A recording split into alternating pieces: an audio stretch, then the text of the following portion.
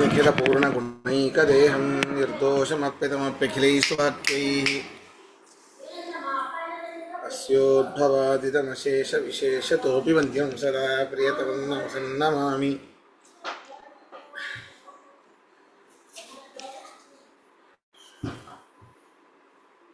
अभ्रमं भङ्गरहितम् अजडं बलं सदा आनन्दतीर्थमतुलं भजे तापत्रयापहम्।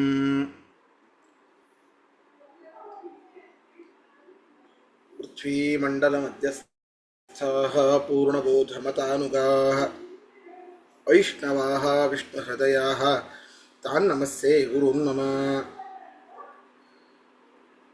नमः श्रीपादराजाय नमस्ते व्यासयोगिने नमः पुरन्दरार्याय विजयार्याय ते नमः।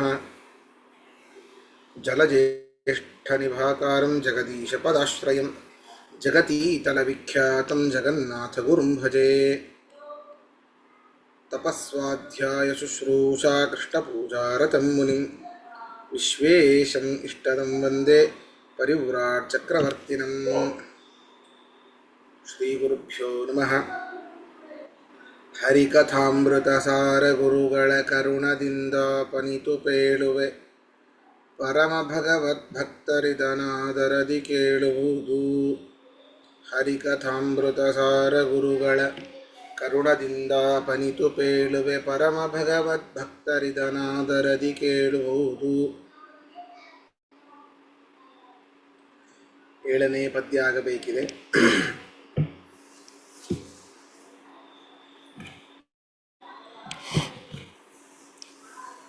ವೇದಪೀಠ ವಿರಂಚಿ ಭವಶಕ್ರಾತಿಸುರ ವಿಜ್ಞಾನದಾಯಕ ಮೋದ ಚಿನ್ಮಯ ಗಾತ್ರ ಲೋಕ ಪವಿತ್ರ ಸುಚರಿತ್ರ ಛೇದ ಭೇದ ವಿಷಾದ ಕುಟಿಲಾಂತಾದಿ ಮಧ್ಯ ವಿದೂರ ಆದಾನಾದಿ ಕಾರಣ ಬಾದರಾಯಣ ಪಾಹಿ ಸತ್ರಾಣ.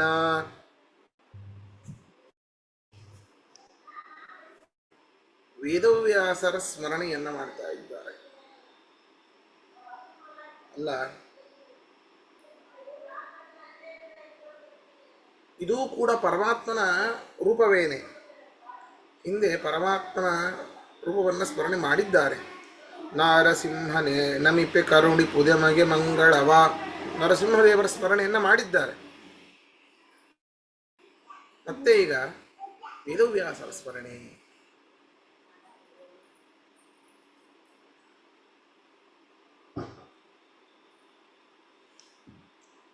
ಏನು ಇಲ್ಲಿ ಅನೇಕ ಜನರಿಗೆ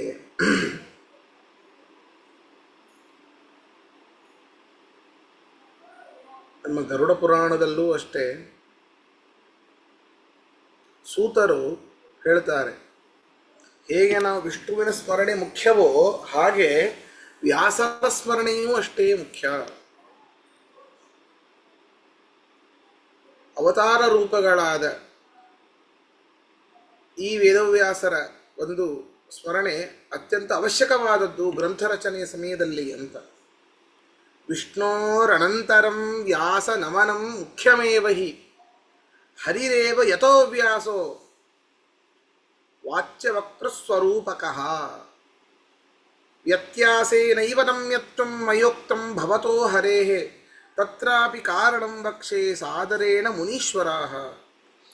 ವ್ಯಾಸಸ್ತು ಕಶ್ಚನ ಋಷಿಃ ಪುರಾಣೇ ತಾಮಸೇ ಸ್ಮೃತಃ ಇತಿ ಜ್ಞಾನಾವಲಂಬೇನ ದೈತ್ಯಾನುಗಾಃ ಸದಾ.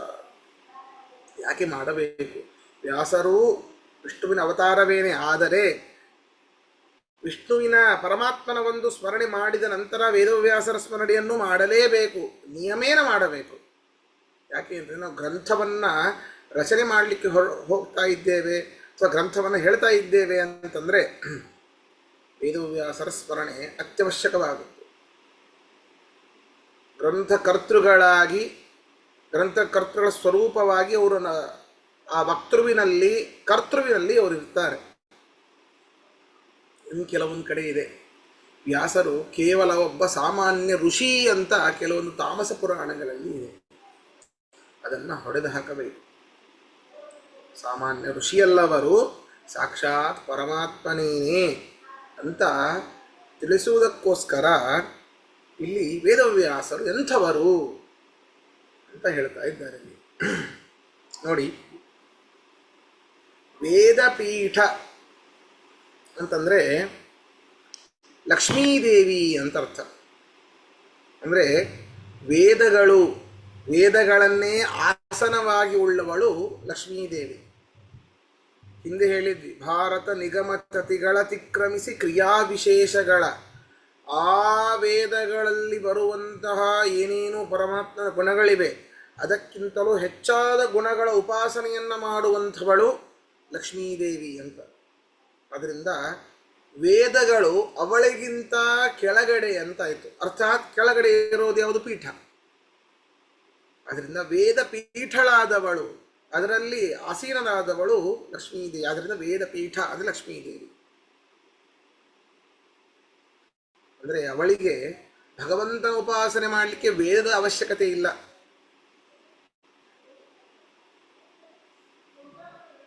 ಕೆಲವೊಮ್ಮೆ ರುಜುಗಳಿಗೇನೇ ವೇದದ ಅವಶ್ಯಕತೆ ಇರೋದಿಲ್ಲ. ಅಂದ ಮೇಲೆ ಲಕ್ಷ್ಮೀದೇವಿಗೆ ವೇದದ ಅವಶ್ಯಕತೆ ಇರ್ತದ? ಇಲ್ಲ. ಅದರಿಂದ ವೇದ ಪೀಠ ಅಂತಂದರೆ ಲಕ್ಷ್ಮೀದೇವಿ ಅಂತ ಅರ್ಥ. ನೋಡಿ, ವೇದಪೀಠಿ ಅವಳು. ವೇದಪೀಠ ಲಕ್ಷ್ಮೀದೇವಿ. ವಿರಿಂಚಿ ಬ್ರಹ್ಮದೇವರು, ಭವ ರುದ್ರದೇವರು. ವೇದಪೀಠ ವಿರಿಂಚಿ ಭವ ಶಕ್ರಾದಿಸುರ. ಶಕ್ರ ಇಂದ್ರ, ಇಂದ್ರನೇ ಮೊದಲಾದ ದೇವತೆಗಳಿಗೆ ವಿಜ್ಞಾನದಾಯಕ, ವಿಶೇಷವಾದ, ವಿಭಿನ್ನವಾದ ಅರ್ಥಾತ್ ಭೇದಾತ್ಮಕವಾದ ಜ್ಞಾನವನ್ನು ಕೊಡತಕ್ಕವರು ಈ ಬಾದರಾಯಣರು, ವೇದವ್ಯಾಸರು ಅಂತ. ವೇದಪೀಠ ವಿರಿಂಚಿ ಭವಶಕ್ರಾದಿ ಸುರ ವಿಜ್ಞಾನದಾಯಕ. ಇವರು ಎಂಥವರು ಗೊತ್ತಾ? ಮೋದ ಚಿನ್ಮಯ ಗಾತ್ರ. ಮೋದ ಆನಂದ, ಚಿತ್ ಸುಖ. ಮೋದ ಆನಂದ, ಚಿತ್ ಜ್ಞಾನ. ಜ್ಞಾನ ಅಂತ ಅರ್ಥ. ಜ್ಞಾನಾನಂದ ಶರೀರವುಳ್ಳವರು ಈ ಬಾದರಾಯಣರು. ಮೋದ ಚಿನ್ಮಯ ಗಾತ್ರ ಅವರದ್ದು, ಪಾಂಚಭೌತಿಕ ಗಾತ್ರ ಅಲ್ಲ. ಮೋದ ಚಿನ್ಮಯ ಗಾತ್ರ, ಲೋಕ ಪವಿತ್ರ. ಲೋಕ ಪವಿತ್ರ. ತ್ರಿವಿಧ ಜೀವರಿಗೂ ಅವರಿಗೂ ಬಹಳ ವ್ಯತ್ಯಾಸ ಇದೆ. ಅಂದರೆ ಯಾರ್ಯಾರು ಅವರಲ್ಲಿ ಭಕ್ತಿಯನ್ನು ಮಾಡ್ತಾರೋ ಅವರ ಲಿಂಗಭಂಗ ರೂಪವಾದ ಪಾವಿತ್ರ್ಯವನ್ನು ಕೊಡತಕ್ಕವರು. ಅವರ ಲಿಂಗ ದೇಹವನ್ನು ಭಂಗ ಮಾಡಿಸಿ ತದನಂತರ ಅವರಿಗೆ ಮೋಕ್ಷವನ್ನು ಕೊಡತಕ್ಕವರು. ಲೋಕ ಪವಿತ್ರರಾದವರು ಅವರು. ಸುಚರಿತ್ರ, ಅದ್ಭುತವಾದ ಚರಿತ್ರೆ ಉಳ್ಳವರು ಅವರು. ಅರ್ಥ ಆಯ್ತಲ್ಲ? ಇನ್ನೊಮ್ಮೆ ಓದೋಣ. ವೇದಪೀಠ ಲಕ್ಷ್ಮೀದೇವಿ, ವಿರಿಂಚಿ ಭವ ಬ್ರಹ್ಮದೇವರು ರುದ್ರದೇವರು, ಶಕ್ರಾದಿಸುರ ವಿಜ್ಞಾನದಾಯಕ. ಲಕ್ಷ್ಮೀದೇವಿಗೆ, ಬ್ರಹ್ಮದೇವರಿಗೆ, ರುದ್ರದೇವರಿಗೆ, ಇಂದ್ರಾದಿ ಮೊದಲಾದ ದೇವತೆಗಳಿಗೆ ವಿಜ್ಞಾನದಾಯಕರು ವೇದವ್ಯಾಸರು. ಹೇಗಿದ್ದಾರೆ? ಮೋದ ಚಿನ್ಮಯ ಗಾತ್ರ, ಲೋಕ ಪವಿತ್ರ, ಸುಚರಿತ್ರ. ಜ್ಞಾನಾನಂದ ಶರೀರವುಳ್ಳವರು, ಲೋಕ ಪವಿತ್ರರಾದವರು, ಅತ್ಯಂತ ಅದ್ಭುತವಾದ ಚರಿತ್ರವುಳ್ಳವರು. ಅಷ್ಟೇ ಅಲ್ಲ, ಛೇದ ಭೇದ ವಿಷಾದ ಕುಟಿಲ. ಛೇದ ಭೇದ ವಿಷಾದ ಏನಿದೆ? ಛೇದ ಆನಂದಾತ್ಮಕವಾದ ಜ್ಞಾನಾತ್ಮಕವಾದ ಶರೀರ ಇದ್ದ ಮೇಲೆ ಅವರಿಗೆ ಯಾವ ಆಯುಧದಿಂದ ಛೇದ ಇಲ್ಲ. ನಮಗೇನೇ ಛೇದ ಇಲ್ಲ. ನಮಗೆ ಅಂದರೆ ಶರೀರಕ್ಕಲ್ರಿ, ಆತ್ಮಕ್ಕೆ. ಅಚ್ಛೇದ್ಯೋಯಂ ಅದಹ್ಯೋಯಂ ಅಕ್ಲೇದ್ಯೋ ಶುಷ್ಯ ಏವಚ ನಿತ್ಯ ಸರ್ವಗತಸ್ಥಾಣು ಅಚಲೋಯಂ ಸನಾತನಃ. ಆತ್ಮದ ಬಗ್ಗೆ ನಿರೂಪಣೆ ಮಾಡ್ತಾ ಇರಬೇಕಾದ್ರೆ ಭಗವದ್ಗೀತೆ ಎಲ್ಲರೂ ಬಂದಿದ್ದೀರಿ, ಕೇಳಿದ್ದೀರಿ. ನೈನಂ ಛಿಂದಂತಿ ಶಸ್ತ್ರಾಣಿ ನೈನಂ ದಹತಿ ಪಾವಕಃ ನ ಚೈನಂ ಕ್ಲೇದಯಂತ್ಯಾಪಃ ನ ಶೋಚಯತಿ ಮಾರುತಃ. ನಮ್ಮ ಆತ್ಮಕ್ಕೇನೇ ಯಾವ ಛೇದ ಇಲ್ಲ ಅಂತಂದ ಮೇಲೆ ವೇದವ್ಯಾಸರಿಗೆ ಏನು? ಯಾವ ಆಯುಧದಿಂದ ಛೇದ ಇಲ್ಲ, ಭೇದ ಇಲ್ಲ ಅವರಿಗೆ. ನಮಗೆ ಭೇದ ಇದೆ. ಏನು? ನಾವು ಇಲ್ಲಿದ್ದವರು ಅಲ್ಲಿಲ್ಲ, ಈ ಸ್ಥಳದಲ್ಲಿದ್ದರು ಆ ಸ್ಥಳದಲ್ಲಿಲ್ಲ. ಪರಮಾತ್ಮನಿಗೆ ಹಾಗಿಲ್ಲ. ಅವರು ಇಲ್ಲಿಯೂ ಇದ್ದಾರೆ, ಅಲ್ಲಿಯೂ ಇದ್ದಾನೆ ಪರಮಾತ್ಮ. ಪರಿಮಿತಿ ಇಲ್ಲ. ವಿಷಾದ, ವ್ಯಸನ, ದುಃಖ ಇಲ್ಲ. ಕುಟಿಲ, ಮತ್ತೊಬ್ಬರಿಗೆ ಮೋಸ ಮಾಡುವಂತಹ ಗುಣ, ಅದು ಅವರಿಗೆ ಇಲ್ಲ. ಛೇದ, ಭೇದ, ಪರಿಮಿತಿ, ವಿಷಾದ, ದುಃಖ, ಕುಟಿಲ, ಮೋಸ ಮಾಡುವ ಗುಣ ಅಂತ ಯಾವುದಪ್ಪ? ಇವರ ಕೊನೆ ಯಾವಾಗ? ಅವರಿಗೆ ಕೊನೆ ಇಲ್ಲ. ಇವರು ಹುಟ್ಟಿದ್ದು ಯಾವಾಗ ಅಂದರೆ ಪರಮಾತ್ಮ ನಿಜವಾದ ಸ್ವರೂಪ ಯಾವಾಗ ಅದು ಗೊತ್ತಿಲ್ಲ. ಅಂತ್ಯ, ಆದಿ, ಮಧ್ಯ ಅನ್ನೋದಿಲ್ಲವೇ ಇಲ್ಲ. ಛೇದ, ಭೇದ, ವಿಷಾದ, ಕುಟಿಲಾಂತಾದಿ ಮಧ್ಯ. ನೋಡಿ, ಕುಟಿಲ, ಅಂತ, ಆದಿ, ಮಧ್ಯ.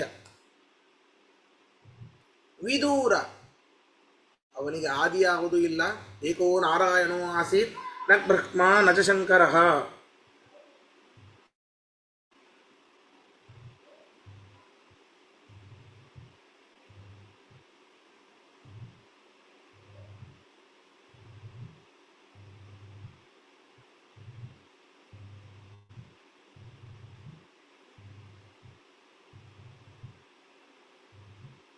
ಏಕೋ ನಾರಾಯಣೋ ಆಸೀತ್ ನ ಬ್ರಹ್ಮ ನ ಚ ಶಂಕರಃ. ಒಬ್ಬನೇ ನಾರಾಯಣ ಇದ್ದ, ಯಾರೂ ಇರಲಿಲ್ಲ. ಅನಾದಿ ಕಾಲದಿಂದ ಅವನೇ ಇದ್ದ, ಇನ್ಯಾರೂ ಇಲ್ಲ. ಅದರಿಂದ ಅನಾದಿ ಕಾರಣನಾದವನು, ಆದ್ಯಂತರಹಿತನು, ಸೃಷ್ಟ್ಯಾದಿಗಳಿಗೆ ನಿಮಿತ್ತನು. ಅನಾದಿ ಕಾರಣ, ಆದಿರಹಿತವಾದ ಸೃಷ್ಟ್ಯಾದಿಗಳಿಗೆ ನಿಮಿತ್ತ ಕಾರಣನಾದವನು ಯಾರು? ಈ ಬಾದರಾಯಣ.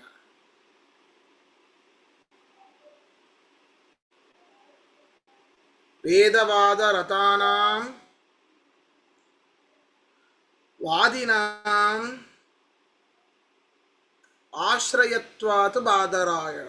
ಸದಾಕಾಲ ವೇದವಾದಗಳಲ್ಲಿ ರತರಾದವರು, ವಾದಿಗಳಿಗೆ ಆಶ್ರಯರಾದವರು ಈ ಬಾದರಾಯಣರು. ಅಥವಾ ಬದರಾಣಾಂ ಸಂಬಂಧಿಯತ್ ಬಾದರಂ ತತ್ ಅಯನಂ ಸ್ಥಾನಂ. ಬದರ ಅಂದರೆ ಆ ವೃಕ್ಷ, ಅದಕ್ಕೆ ಸಂಬಂಧಿಯಾದ ವೃಕ್ಷದಲ್ಲಿ ಇವರು ಇರುವಂಥವರು. ಬದರಿ, ಅಲ್ಲಿ ಇರುವಂಥವರು. ಆದ್ದರಿಂದಾಗಿ ಬಾದರಾಯಣರು. ಇಂಥವರು ಪಾಹಿ ಸತ್ರಾಣ. ಸತ್ರಾಣ, ಸಮೀಚೀನವಾದ ದಾರ್ಢ್ಯರೂಪವಾದ ಶಕ್ತಿಯನ್ನು ಕೊಟ್ಟು ನಮಗೆ ಪಾಹಿ, ಕಾಪಾಡಲಿ ಅಂತ ಕೇಳ್ತಾ ಇದ್ದಾರೆ. ಪ್ರಶ್ನೆ ಇದ್ರೆ ಕೇಳಿ.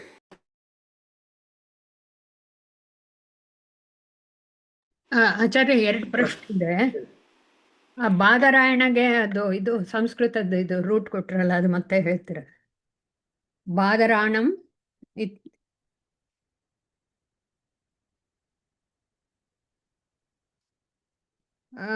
ಒಂದು ಒಂದು 2 ನಿಮಿಷ ಹೇಳ್ತೀನಿ, 2 ನಿಮಿಷ.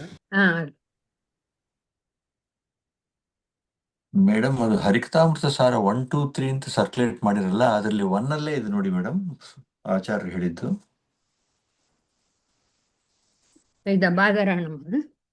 ಹೌದು. ಬದರಾಣಾಂ ಸಂಬಂಧೀಯ ಬಾದರಂ ತತ್ ಅಯನಂ ಸ್ಥಾನಂ ಯಸ್ಯ ಸ ತತ್ವೋಕ್ತ ಇತಿ ವಾ ಬಾದರಾಯಣಃ. ಸರಿ, ನೋಡ್ಕೊಂತೀನಿ. ಧನ್ಯವಾದ. ಪೇಜ್ ಬಂದು 42. ಓಕೆ.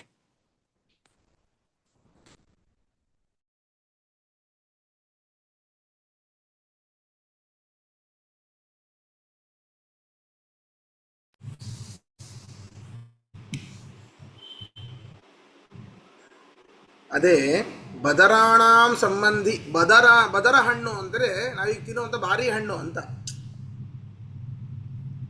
ಬೋರೆ ಹಣ್ಣು ಅಂತೇನು ಕರಿತೀವಿ ನಾವು. ಹೌದು. ಹೌದಾ? ಆ ಒಂದು ಮರದ ಕೆಳಗಡೆ ಇದ್ದರವರು. ಅದಕ್ಕೆ ಅದನ್ನ ಅಲ್ಲಿ ಆ ಹಣ್ಣು ಆ ಒಂದು ಸ್ಥಳದಲ್ಲಿ ಬಹಳ ಬೆಳಿತಿತ್ತು. ಆದ್ರಿಂದ ಬದರಿ ಅಂತ ಅದಕ್ಕೆ ಹೆಸರು. ಅಂತಹ ಬದರಿಗೆ ಸಂಬಂಧಪಟ್ಟವರು, ಅಂದರೆ ಸದಾಕಾಲ ಆ ಬದರಿಕಾಶ್ರಮದಲ್ಲೇ ಇರುವಂಥವರು, ಅದರಿಂದಾಗಿ ಬಾದರಾಯಣರು. ಸರಿನಾ? ಎಸ್ ಆಗ್ಲಿ. ಎಷ್ಟು ಮುಳ್ಳಿನ ಗಿಡ ಅದು. ಹೌದೌದು. ಬಳ್ಳಾರಿ ಕಡೆನೂ ತುಂಬಾ ಇದೆ. ಲೋಕ ಪವಿತ್ರ ಏನೋ ಹೇಳಿದ್ರಿ. ಲೋಕ ಪವಿತ್ರ ಅಂತಂದ್ರೆ, ಲೋಕ ಅಂದ್ರೆ ಜನರು ಅಂದರ್ಥ. ಅವರನ್ನ ಪವಿತ್ರೀಕರಿಸ್ತಾರೆ. ಹೇಗೆ? ಓಕೆ. ಸರಿಯಾಗಿ ಅವರಲ್ಲಿ ಭಕ್ತಿಯನ್ನ ಮಾಡಿದಾಗ ಅವರ ಲಿಂಗ ದೇಹವನ್ನ ಭಂಗ ಮಾಡಿ ವೈಕುಂಠಕ್ಕೆ ಕರ್ಕೊಂಡು ಹೋಗ್ತಾರೆ. ಲೋಕ ಇಸ್ ಈಕ್ವಲ್ ಟು ಜನರು, ಅವರನ್ನ ಪವಿತ್ರರನ್ನಾಗಿ ಮಾಡ್ತಾರೆ. ಧನ್ಯವಾದ. ಸರಿನಾ? ವಿದೂರ ಅಂದ್ರೆ ಏನು?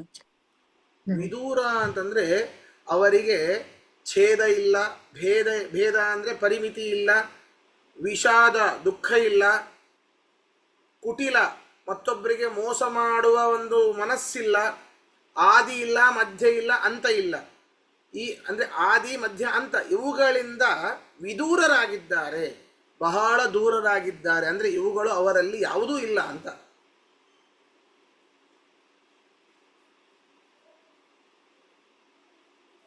ಸರಿನಾ?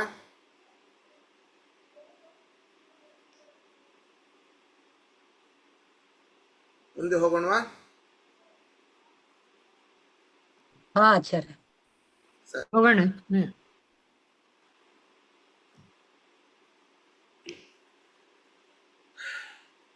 ಕ್ಷಿತಿಯೊಳಗೆ ಮಣಿಮಂತ ಮೊದಲಾದತಿ ದುರಾತ್ಮರು ಒಂದಧಿಕ ವಿಂಶತಿ ಕುಭಾಷ್ಯವ ರಚಿಸೆ ನಡುಮನೆಯೆಂಬ ಬ್ರಾಹ್ಮಣನ ಸತಿಯ ಜಠರದೊಳವತರಿಸಿ ಭಾರತಿ ರಮಣ ಮಧ್ವಾಭಿಧಾನದಿ ಚತುರದಶ ಲೋಕದಲ್ಲಿ ಮೆರೆದ ಪ್ರತಿಮೆಗೊಂದಿಸುವೆ. ನಾರಾಯಣನ ಅವತಾರ ರೂಪವಾದ ಬಾದರಾಯಣರಿಗೆ ನಮಸ್ಕಾರ ಮಾಡಿ, ವಾಯುದೇವರ ಅವತಾರ ರೂಪವಾದ ಮಧ್ವಾಚಾರ್ಯರಿಗೆ ನಮಸ್ಕಾರ ಮಾಡ್ತಾ ಇದ್ದಾರೆ. ಅವತಾರ ಆಗಿದ್ದೇಕೆ? ವಿಶ್ವಂ ಮಿಥ್ಯಾ ವಿಭುರ ಗುಣವಾನಾತ್ಮನಾಂ ನಾಸ್ತಿ ಭೇದೋ ದೈತ್ಯಾ ಇತ್ತಂ ವ್ಯದದತ ಗಿರಾಂ ದಿಕ್ಷು ಭೂಯ ಪ್ರಸಿದ್ಧಿಂ ಆನಂದಾದ್ಯೈರ್ಗುರುಗುಣಗಣೈಃ ಪೂರಿತೋ ವಾಸುದೇವೋ ಮಂದಂ ಮಂದಂ ಮನಸಿ ಚ ಸತಾಂ ಹಂತ ನೂನಂ ತಿರೋಭೂತ್. ವಿಶ್ವಂ ಮಿಥ್ಯಾ, ಜಗತ್ತು ಸುಳ್ಳು, ಪರಮಾತ್ಮ ಅವನೊಬ್ಬನೇ ನಿತ್ಯ, ನಿರ್ಗುಣ ನಿರಾಕಾರನಾಗಿದ್ದಾನೆ ಅಂತ ಈ ದುರಾತ್ಮರೆಲ್ಲ ಏನು 21 ಕುಭಾಷ್ಯಗಳನ್ನು ಏನು ರಚನೆ ಮಾಡಿದ್ರು ಅದನ್ನ ಖಂಡಿಸಲಿಕ್ಕೆ ಆಗಿರುವಂಥದ್ದು ವಿಶೇಷವಾಗಿ ಈ ಮಧ್ವಾವತಾರ. ಅದನ್ನೇ ಹೇಳ್ತಾ ಇದ್ದಾರೆ. ಕ್ಷಿತಿಯೊಳಗೆ ಮಣಿಮಂತ ಮೊದಲಾದ ಅತಿ ದುರಾತ್ಮರು.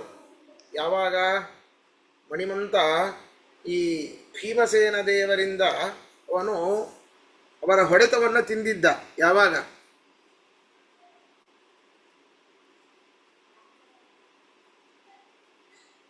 ಯಾವ ಸಂದರ್ಭದಲ್ಲಿ?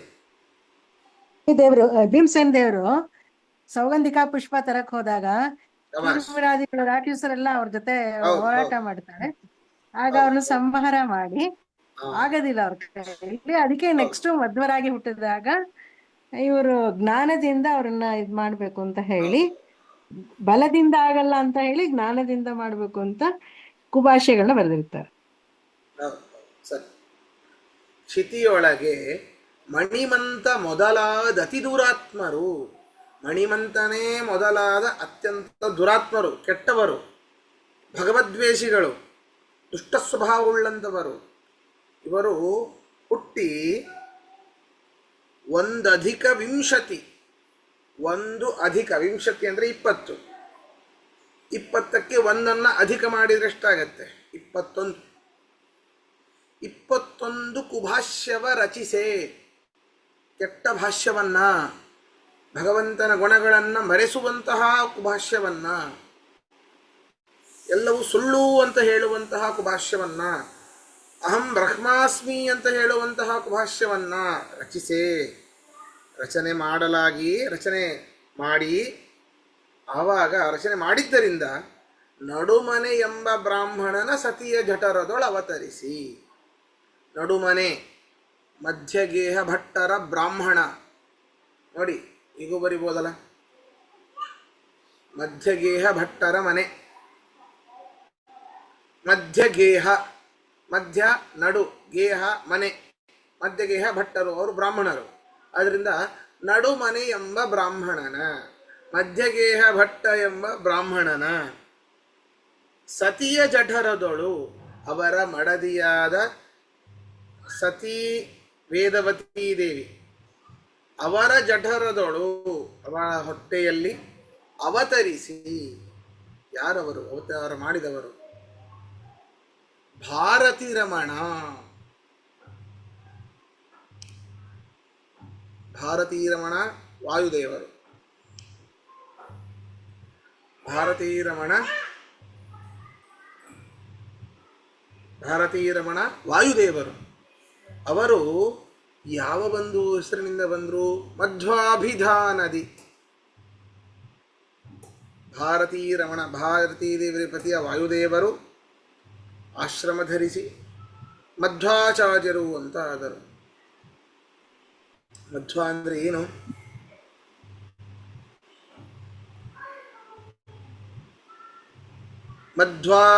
ಮಧ್ವಿತ್ಯಾನಂದ ಉದ್ದಿಷ್ಟೋ ವೇತಿ ತೀರ್ಥ ಮುದಾಹೃತಂ ಮಧ್ವ ಆನಂದ ತೀರ್ಥಶ್ಚ ತೃತೀಯ ಮಾರುತೀತನು ಅಂತ ಉತ್ತರೀಯ ಭಾಷ್ಯದಲ್ಲಿ ಇದೆ. ಬೇರೆ ಯಾರೂ ಅಲ್ಲ. ಮಧು ಅಂತಂದ್ರೆ ಆನಂದ, ಆನಂದ ತೀರ್ಥರು. ಮಧ್ವ ಅಂತಂದ್ರೆ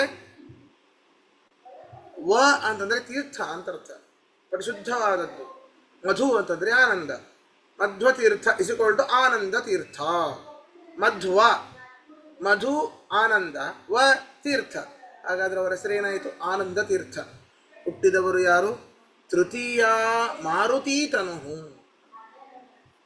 ಆ ವಾಯುದೇವರ ಅವತಾರ, ಮೂರನೇ ಅವತಾರ ಅಂತ ತೈತ್ತರೀಯ ಭಾಷ್ಯದಲ್ಲಿ ಮಧ್ವಾಚಾರ್ಯರೆಂಬ ಹೆಸರನ್ನ ಇಟ್ಟುಕೊಂಡು ಅವರು ಅಂತಹ ಮಧ್ವಾಭಿಧಾನದಿ ಮಧ್ವರಾಗಿ ಹುಟ್ಟಿ 14 ಲೋಕದಲ್ಲಿ, 14 ಲೋಕದಲ್ಲಿ ಮೆರೆದ ಅಪ್ರತಿಮೆಗೊಂದಿಸುವೆ.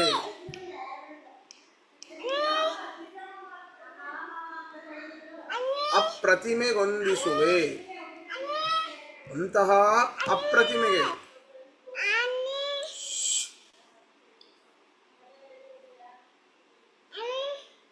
ಸುಮ್ಮನೆ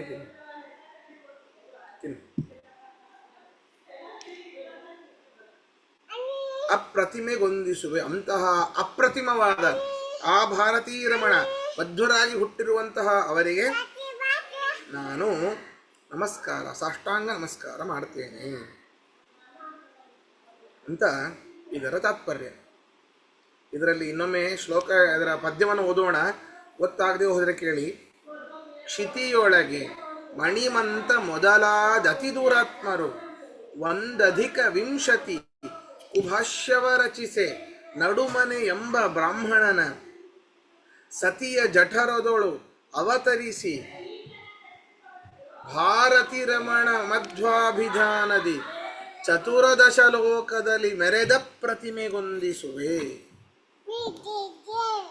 ಸರಿನಾ? ಪ್ರಶ್ನೆ ಇದ್ರೆ ಕೇಳಿ.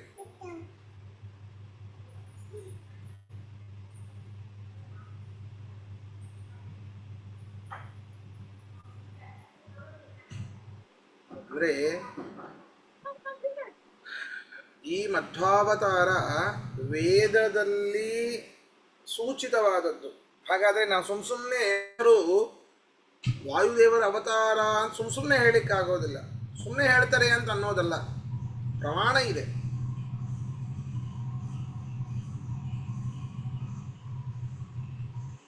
ಮಧ್ವಾಚಾರ್ಯರು ವಾಯುದೇವರೇ ಅನ್ನೋದು ಪ್ರಮಾಣ, ವೇದವೇ ಹೇಳುತ್ತೆ.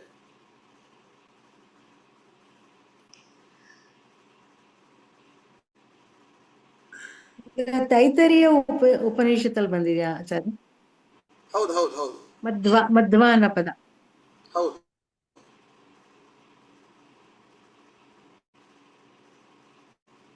ವಿಶ್ವಮಿಥ್ಯ ಅಂತ ಏನೋ ಹೇಳಿದ್ರಲ್ಲ ಅದೇ ಅಲ್ಲ ತೈತರಿಯ ಏನಮ್ಮ? ವಿಶ್ವಮಿಥ್ವ ಇನ್ನು ಏನೇನೋ ಹೇಳಿದ್ರೆ ಅದೇನಾ ತೈತರಿಯ? ಹಾ. ಅಲ್ಲ, ಅದರಲ್ಲಿ ತೈತರಿಯ ಉಪನಿಷತ್ತಲ್ಲಿ ಅದು ಬರೋದಿಲ್ಲ. ಹಾ ಹಾ ಈ ವಿಶ್ವಮಿಥ್ಯ ಅಂತ ಹೇಳಿದವರು ಆ ಮಣಿವಂತ ಮೊದಲಾದ ದುರಾತ್ಮರು. ಹಾ ಸರಿ. ಆ ಶ್ಲೋಕ ಹೇಳಿದ್ದು ನಾನು ಅದು ಮಧ್ವವಿಜಯದ ಮೊದಲನೇ ಸರ್ಗದ ಕೊನೆಯ ಶ್ಲೋಕ.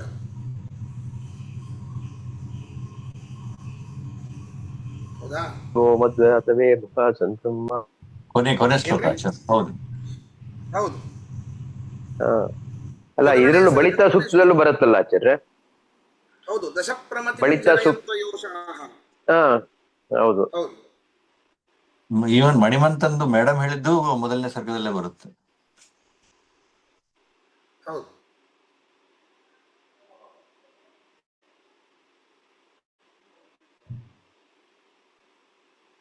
ಈಗ ಪರವಾಗಿಲ್ಲ ಅಲ್ವಾ ಆಚಾರ್ಯ ನಾವೆಲ್ಲ?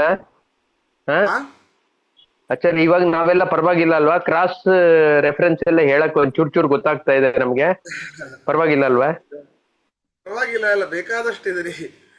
ಅಲ್ಲ, ಮೊದಲಕ್ಕಿಂತ ಒಂದಕ್ಕಿಂತ ಈ ಸೊನ್ನೆಕ್ಕಿಂತ ಮೈನಸ್ ಅಲ್ಲೆಲ್ಲೋ ಇದ್ವಿ, ಆಮೇಲೆ ಸೊನ್ನೆಗೆ ಬಂದ್ವಿ, 1 2 ಬಂದಿದೀವಿ. ಪರವಾಗಿಲ್ಲ, ನನಗೇನೋ ಅನ್ನಿಸ್ತಾ ಇದೆ ಹಂಗೆ 1 2 ಬಂದಿದೀವಿ ಅಂತ. ನಾವಿನ್ನು ಸೊನ್ನೆನಲ್ಲೇ ಇದ್ವಿ. ನಾವ್ ಇದು ಮತ್ತೆ ಕೇಳಿದ್ರೇನೆ ಅರ್ಥ ಆಗೋದು. ಇಲ್ಲ ಆಚಾರ್ಯ ಹೇಳಿದಾಗ ಇಲ್ಲ ಆಚಾರ್ಯ ಹೇಳಿದಾಗ ಒಂದೊಂದ್ಸತಿ ಟ್ಯೂಬ್ ಲೈಟ್ ಹತ್ ಬಿಡುತ್ತೆ, ಅದಕ್ಕೆ ಬಳಿತ ಸೂಕ್ತ ಜ್ಞಾಪಕ ಬಂದ್ಬಿಡ್ತು. ಅದಕ್ಕೆ ಇದು ಎಲ್ಲೋ ಕೇಳಿದೀವಲ್ಲ ಅಂತ ಅನ್ಸುತ್ತೆ, ಯಾವ್ದು ಒಂದು ಗೊತ್ತಾಗೋದಿಲ್ಲ. ಹಾ ಹೌದು, ಕರೆಕ್ಟ್. 100ಕ್ಕೆ 100 ಸರಿ, 100ಕ್ಕೆ 100 ಕರೆಕ್ಟ್, ಹಂಗೆ ಆಗೋದು. ಮಧ್ವಿಜಯನ ಮುಗಿದು 1-2 ವರ್ಷ ಆಯ್ತು. ಭಗವದ್ಗೀತೆ ಈಗ ಹೇಳ್ತೀವಲ್ಲ ಆಚಾರ್ಯ, ಅಯ್ಯ ದಿವಸ ಹೇಳ್ಕೊತೀವಲ್ಲ ಆಚಾರ್ಯ, ಒಂದೊಂದ್ ಸರ್ಗ. ಒಂದ್ ಸರ್ಗ ಹೇಳ್ಕೊತೀವಿ. ಒಂದ್ ಸರ್ಗ ಸುಮ್ನೆ ಓದ್ಕೋತೀವಿ ಸಾಯಂಕಾಲದೊತ್ತು. ಹಂಗೆ ಸರಿ. ಹಾಗಾದ್ರೆ ನಾಳೆನೂ ಇದೇ ಸಮಯದಲ್ಲಿ ಸಿಗೋಣ. ಹರೇ ನಮಃ. ಕೃಷ್ಣಾರ್ಪಣಮಸ್ತು.